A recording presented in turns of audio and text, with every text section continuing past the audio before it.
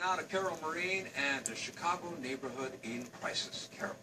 Phil, thank you very much. Tensions have flared in Mount Greenwood after an African-American man was fatally shot by police earlier this month. On Sunday, Black Lives Matter activists and others were met by counter-protesters from the mostly white Far South Side neighborhood. Such confrontations in the wake of Joshua Beal's shooting are becoming commonplace, but efforts to bring the two sides together in the form of community meetings are also underway. Joining us to discuss what's going on in Mount Greenwood is Jedediah Brown, an activist who's been on the front lines of recent protests. Glenn Brooks is a Chicago Police Department area coordinator who's mediating the community meetings. And Mike Brown, no relation to Jedediah Brown, is a former police officer and owner of a security training agency. He has attended one of those meetings. Welcome, all of you, to Chicago tonight. Jedediah Brown, will you help us, through your prism, tell us the meaning of this Joshua Beal shooting? The meaning of the Joshua Beal shooting, In your view?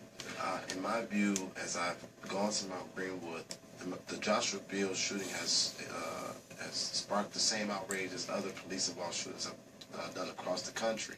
But the Joshua Beal shooting has also been a vehicle to expose what I would say an attitude and a sentiment that I didn't even know existed in Chicago, at the way it did in the videos I saw when counter-protesters were met with racial slurs and told to basically go home.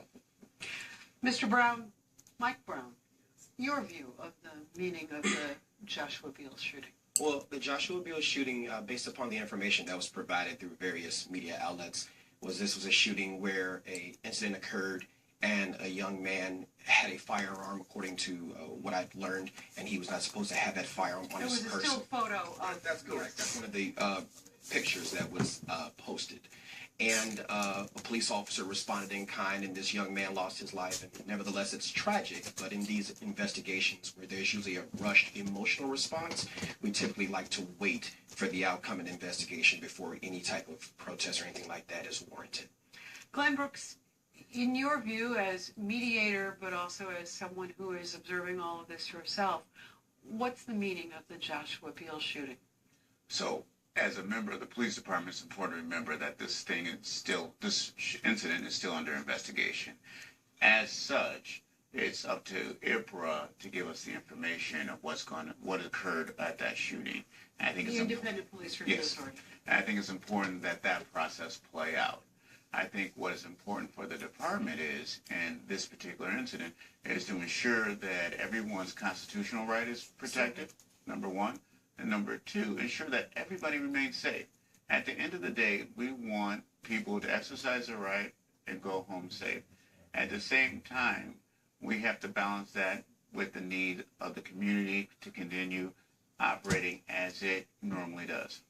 Mount Greenwood on the far south side is about 86 to 89% white, correct? And the home of many police officers, firefighters, and city workers, among others. There is a cemetery, Mount Hope, adjacent to those neighborhoods, correct? And that Mount Hope has been the scene of some real difficulty in the past in terms of funerals in which there's been some demonstrations, some arguments between gangs. What is it about the adjacency of Mount Hope to Mount Greenwood that we should know about or is relevant in your view, Mr. Brown? Well, I can't speak to that particularly because there are cemeteries all across the land that serve families who are grieving the loss of a loved one.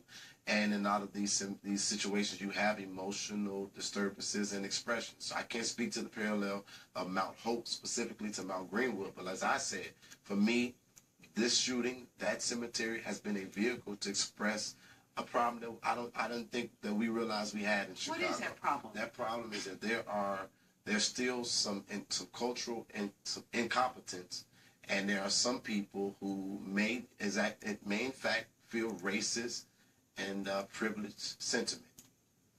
And do you agree with that, Mr. Brown?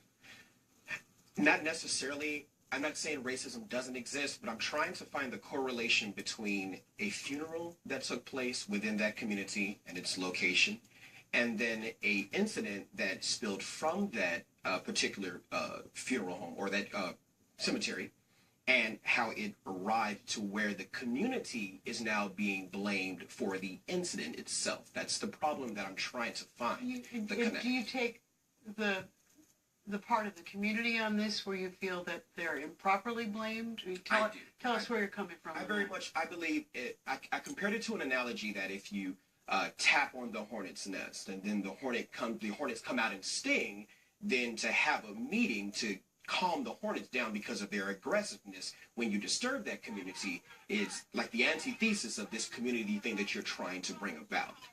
Mr. Brooks, you've been, as the mediator of this, will you put us in the room? Because there have been 3 meetings, a small one, small, medium, and large. Is that how we would, and the most recent one on Sunday. When the doors are closed and these meetings are going on, what's happening there? What I think, I can tell you, what I have seen are 2 different perspectives. One of those perspectives is that there is a community that is concerned with people who are coming into the community, and because of things that may have been on social media and that people have said, that has created a level of fear. Give me an example if you can. You know, people put all kinds of, let's just say, derogatory statements on social media. Derogatory about black people, white people, what? For the community, there was some implied threats to the community, whether it was to people traveling to and from school, whether it was to the community at large. Are we talking about the white community of Mount Greenwood? To the community of Mount Greenwood. Okay. And that created a lot of anxiety and angst when there was a number of people coming to the community. And as I understood from the community activist side, there was not only issues of racism, but the fact that in order to have justice, that it is necessary to come to the streets and demand justice and make that a public demand. Those were 2 of the overarching sentiments that were being shared. That is not to say they were all encompassed of everyone's opinion, but those seem to be the 2 largest, I would say, threads of thought. Janet Brown, you said that you've seen things that you've never seen before or heard things that you've never heard before. And I'm not trying to oversimplify this. I'm just trying to paint a picture for people who are listening. So is this on some level the clash of the residents of Mount Greenwood who feel that people coming in to their community were disruptive or causing problems or creating violence? And do they have a point? Do they not have a point? Tell me. It's a loaded question, but I do want to first clear up something. The Chicago police is not the media. They're a part of the mediation. All right. Because clarify. Activists and residents have also agreed to play a very big role in that. It's a loaded question. When I say I've seen things I've never seen before, we've known and come to know these protests have popped up all over the city where there is a tragic shooting of any type, be it police involved or community involved. And so the counter protest being Blue Lives Matter, which is a new sort of phenomenon that's trying to spark up. And Black Lives Matter is there as well. It's been around and much more visible, especially during this presidential election season, which has also put us in a little bit of a state of unrest. But the content of the counter protest, and again, I'm not saying that all Mount Greenwood residents are the same, because since then I've come to learn that there are quite a few great people there. But the black assertion and the black call for there to be attention paid to our situations and our plight has been translated or by some as an attack on individuals of a particular community. I mean, feeling that the black protesters were attacking the white community? That this was directly to come and attack all the residents of Mount Greenwood. The residents of Mount Greenwood inserted themselves into the narrative by saying we're coming here to support CPD, but having an added subline of go home, N-word, and we'll lynch you. And there was also threats made on both sides and through social media and things that were misconceptions, and that's what we're working through. Mr. Brown, as you sort of represent the community view here, you can't help but notice that all of you are African-American men. And we don't have any representatives, white representatives of Mount Greenwood. We certainly did try to bring them here. The alderman said he couldn't be here, and others declined. Can you help us, based on the meetings, understand why? Well, I can definitely tell you this, is that I've had some people come to me and state that I would love to say some of the things that you've said, Mr. Brown, but if I say them, they will come off as racist. And that would be not more than just what they're saying out of their mouths, but by the color of their skin. And so I don't know how I was picked to be this, but I have absolutely no problem, because I was out there doing one of the protests where I congratulated Mount Greenwood for standing up against, people coming into another community and making an allegation that, in my opinion, there's racism in every neighborhood. And is it fair to say you are functioning too as a pro-police voice In certain respects, yes. in the circumstance of a police-involved shooting? That's correct, yes, in certain respects. And so, have these meetings changed anything? So, I think it's important. The intent of the meeting wasn't to solve all the problem. The purpose of it was to move the conversation from street corners into a room where there could be some dialogue and some progress. I don't think either party or any party to this really believe that at the end of the day, at the end of Sunday, that somehow racism or this issue or people's feelings on policing would be resolved. What was important were the two opinions and two perspectives have a chance to have a dialogue and to move it forward, so that the protests aren't the only venue, that there's another venue where these conversations could occur.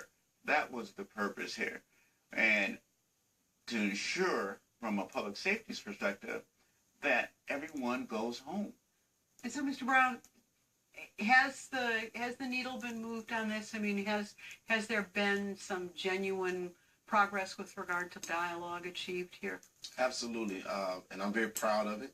One of the things, as he said, we wanted to take the conversation off the street corner and make it more meaningful. We've seen these protests happen all over the place, but the question came to my mind while I was in there listening to both sides and then being on one side at one point. I recognized that everybody was saying that they wanted the same things, but from a different lens. And what has happened is, within these 3 days, these 9 hours that we've spent with over almost 200 people, we've gotten on the same page with people who were our opposers, and now they are unlikely allies, to recognize that there is racism that we cannot ignore. There is prejudice that we cannot ignore. We both have a real problem, and we need to figure out how to move forward as a city. Be Chicago strong. And would you agree with that assessment, Mr. Brown? I would agree with about maybe 90% of what's being said. I still take the opinion, because I have seen that these shootings happen, as they can be predicted, because unfortunate things happen. But what happens when, God forbid, another shooting happens? Is there going to be another emotional response? And are we going to have these conversations in Wicker Park or in Irving Park? Is this what's happening here potentially a template for what might happen in the event of another police-involved shooting? I think it has to be not just a template for police-involved shootings, but race relations across the country. America is going through this same crisis all over the place. And would you agree with that from a police department standpoint? I would agree with it is paramount that people be able to sit down and have conversations if they want to reach a solution. If we are just going to go to the streets and protest and have conversations, loud exchanges, I don't know if that's going to get us moving forward. From a police perspective, our concern is always going to be the safety of every Chicago resident. And we're going to do everything possible to ensure that safety. Well, we look forward to continuing this conversation with all three of you and extending it beyond that. Jedediah Brown, Glenn Brooks, Mike Brown, thank you very much for joining us. There is more on Chicago Tonight. Please stay with us.